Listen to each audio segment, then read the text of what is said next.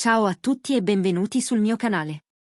Oggi vi porto un approfondimento in stile magazine, chiaro e scorrevole, perfetto anche per chi ascolta in text-to-speech. Ricostruiamo con calma come Kenyomen e Dimet Özdemir siano passati dal colpo di fulmine televisivo alla decisione più matura e sorprendente degli ultimi mesi, quella di cambiare rotta nella vita quotidiana. Non parliamo solo di sentimenti. Parliamo di scelte, disciplina, nuove regole. Se vi piacciono questi racconti ordinati, lasciate un mi piace, iscrivetevi e, se vi va, cliccate su unisciti. Iniziamo. Per anni il loro nome è stato legato a una serie che ha acceso l'immaginario collettivo. Sul set, Can Yaman e Dimet Özdemir hanno costruito una sintonia rara, tempi comici, sguardi, respirazioni che si incastravano come se fossero provate da sempre. Fuori dal set, entrambi hanno custodito molto la sfera privata. Poche frasi in conferenza stampa, zero ammiccamenti calcolati, nessuna strategia da copertina a cadenza mensile. L'attenzione era tutta sul lavoro. Poi, lentamente, è cambiato il ritmo. Non con un annuncio plateale, ma con una serie di gesti minimi, una foto all'alba senza tag, una citazione sulla costanza, una storia dove si vedeva solo un tappetino da allenamento e un libro aperto. I fan più attenti hanno capito che stava succedendo qualcosa di più profondo di un semplice ritorno di fiamma.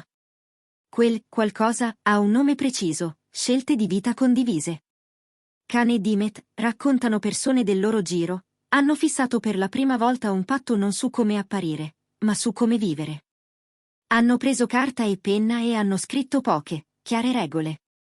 La prima, sveglia presto, allenamento breve ma quotidiano, senza eccezioni dettate dall'umore. La seconda, alimentazione pulita, semplice, sostenibile nel tempo, niente estremismi, ma una logica di equilibrio. La terza, riduzione concreta delle ore sui social, una finestra per interagire con il pubblico e poi telefono in modalità silenziosa. La quarta, un giorno alla settimana dedicato agli affetti, fissato in agenda come fosse una chiamata di lavoro improrogabile.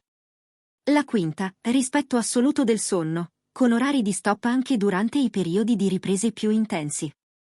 Questo non significa che abbiano deciso di vivere in una bolla. Significa che hanno messo dei confini. E i confini, in un mestiere che ti chiede di essere disponibile sempre, sono un atto d'amore verso se stessi e, di riflesso, verso chi ti sta accanto. Chi li ha incrociati nelle ultime settimane parla di una calma nuova, un'energia meno rumorosa ma più stabile. Negli allenamenti, Can Yaman lavora su forza funzionale e postura, predilige circuiti a corpo libero, sessioni brevi di pesi, corsa leggera. Dimet Özdemir alterna Pilates, danza tecnica e lavoro respiratorio per la voce. Non c'è ossessione per il fisico da mostrare, c'è attenzione al corpo come strumento di lavoro e casa dell'emotività. A tavola non esistono ricette miracolose. Esistono organizzazione e costanza, spesa pianificata, cibi freschi, acqua sufficiente durante le giornate sul set, pasti preparati in porzioni da portare con sé. In più, una scelta semplice che ha fatto la differenza: distribuire i pasti in modo da non arrivare mai alle scene più impegnative con la testa vuota. È un dettaglio tecnico, ma chi recita sa che la lucidità vale più di ogni filtro. C'è poi il tema che più interessa al pubblico: il rapporto tra la vita e il lavoro. La domanda ricorrente è sempre la stessa: questa vicinanza cambia i personaggi che interpreteranno? La risposta più onesta è che non c'è una scorciatoia. Un buon attore non porta sul set la vita per fare effetto, porta la disciplina che la vita gli ha insegnato. È lì la vera trasformazione. Sul set, Can Yaman e Dimet Özdemir hanno introdotto un'abitudine che racconta benissimo la nuova fase. Provare una scena difficile 2 volte, poi fermarsi 1 minuto in silenzio prima della terza prova. 1 minuto reale, non di scena. Serve a sciacquare via la fretta, a far atterrare il testo nel respiro. La qualità che il pubblico percepisce è il risultato di questa lentezza scelta, non di una scorciatoia sentimentale. Un altro passaggio importante riguarda l'uso della visibilità. In passato, come spesso accade, intorno a loro fiorivano interpretazioni creative basate su dettagli microscopici: un like, un orologio uguale, la stessa tazza in 2 foto diverse. Oggi la logica è l'opposto: meno indizi, più sostanza. Meno contenuti prodotti per essere decodificati, più vita reale non trasformata in puzzle. Questo atteggiamento ha spiazzato i curiosi, ma ha dato al pubblico più maturo qualcosa di nuovo a cui aggrapparsi, un racconto fatto di continuità, non di colpi di scena. Parlare di nuove regole di vita, però, non significa che tutto sia diventato facile. La vera prova è stata durante una settimana di riprese esterne, con orari variabili e condizioni meteo imprevedibili. Lì sono entrate in gioco le decisioni prese a freddo. Svegliarsi comunque presto. Allenarsi anche quando piove. Rispondere ai messaggi in un'unica finestra della giornata, senza lasciarsi risucchiare dallo scroll. Mangiare con criterio anche al catering, scegliendo ciò che fa bene a lungo e non ciò che consola per 5 minuti. Chi li ha osservati ha notato una cosa semplice: coerenza. E la coerenza genera fiducia, prima di tutto in se stessi. Molti di voi chiedono se esista una tabella precisa per l'allenamento. La risposta è che esistono ritmi, non gabbie. Uno schema tipico può essere questo: 3 sessioni settimanali di forza funzionale, 2 di mobilità e postura, 1 di cardio estensivo o danza tecnica. Il tutto scritto a matita, perché il lavoro davanti alla macchina da presa impone una flessibilità intelligente. Il trucco non è la durezza. È la capacità di ricominciare ogni volta che la giornata salta, senza colpevolizzarsi e senza rimandare a lunedì. Sul piano affettivo, Can Yaman e Dimetos Demir hanno introdotto un altro elemento che racconta bene il cambio di stagione: la gioia non spettacolarizzata. Festeggiare i traguardi con poche persone, tenere gli scatti migliori fuori dal circuito dei like, trasformare una cena semplice in un rituale di riconnessione.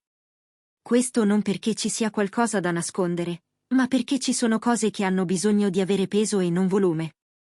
Il pubblico, quando vede che non viene usato come amplificatore, risponde con più rispetto. E quel rispetto, a cascata, protegge il lavoro. Naturalmente, i rumor non scompaiono. Cambiano forma. Prima erano: sono insieme o non sono insieme? Oggi assomigliano più a: quanto durerà questa disciplina? È una domanda legittima. La risposta migliore è guardare ai motivi. Una regola dura se nasce da un bisogno vero. Nel loro caso il bisogno è duplice: proteggere la salute mentale e migliorare la qualità artistica. Quando una scelta fa bene a entrambe le cose, ha molte più probabilità di reggere alle tempeste. C'è anche un capitolo che merita un posto in questo racconto: la relazione con i fan. All'inizio l'idea di ridurre l'esposizione poteva spaventare. In realtà la connessione è diventata più profonda proprio perché meno continua. Meno contenuti, più senso. Meno apparizioni, più parole pesate. Un esempio: invece di 10 storie in cui si vede un allenamento frammentato, un solo post dove si racconta cosa significa rispettare il proprio corpo dopo 12 ore di set è un cambio di linguaggio che parla agli adulti.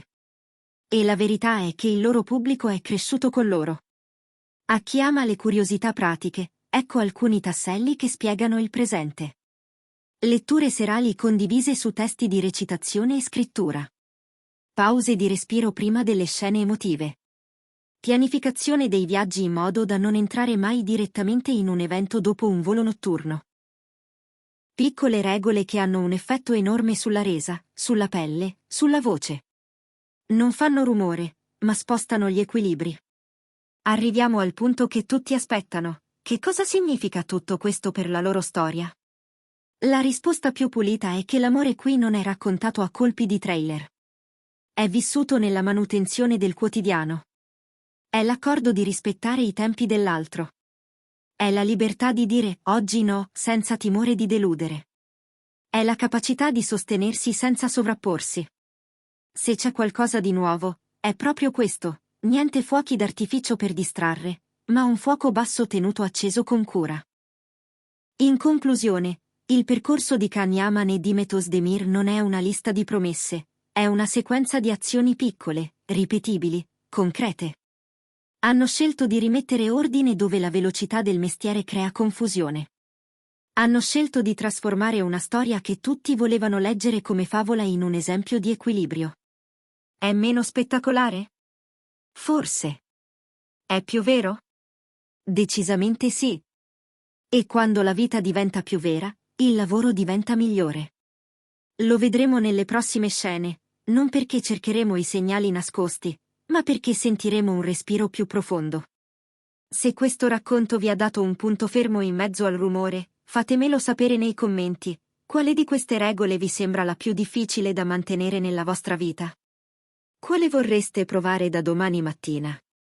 Portate la vostra esperienza, qui mettiamo in ordine le storie per imparare qualcosa che resti. Grazie per aver seguito fino alla fine.